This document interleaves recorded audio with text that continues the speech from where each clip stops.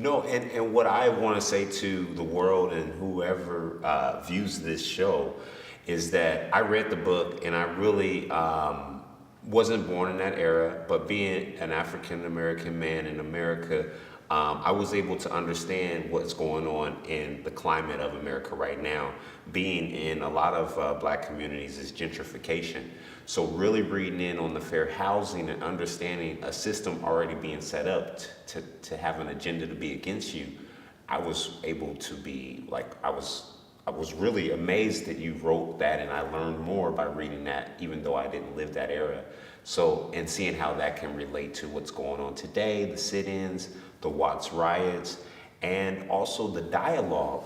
Like when I read it out loud, I really sound like I was in the South, and you mastered that. And I think that when this develops and goes into a screenplay, a script, it will be easy to find the right actors, let alone the dialogue is Well, there. thank you for And I that. want to say you did well on making sure it stayed true to the sound of the South. It's interesting that you should say that because when I was down south one time, I had a portion of the book written and I read it to the real Miss May Emma, who is actually my husband's aunt. I loved her. She passed away a number of years ago and we just fell in love with each other.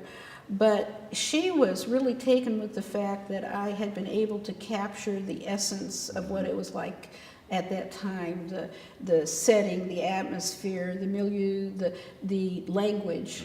So it made me feel really good. And I've had a number of people ask me, well, did you take classes? Who taught you about it? And I said, you know, I never took classes. No one taught me. It was something that I just absorbed through listening to my students, my husband, his friends, relatives.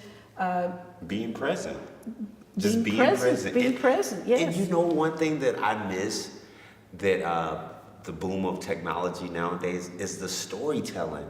Because when I read your book and how you wrote Miss May Emma telling the stories to Babra and him learning about his father and all that. Udeka. Yes. I thought it was amazing because that related me to my aunt or an older cousin of mine who knew about my mom or dad or uncle or aunt.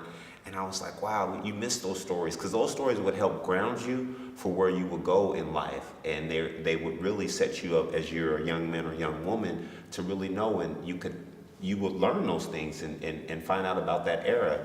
And we don't have that nowadays. That our elders don't, or we're not doing that these days. So It's unfortunate that for the most part we've lost that. Now, I've mentioned that I correspond with a number of prisoners, and one of them recently wrote me that when he read the book, because I sent the book to each of the people that I've been working with in the prisons, Nice. He said, boy, that made me cry. He said, it reminded me of when my mother would tell me stories late at night when she was putting me to bed.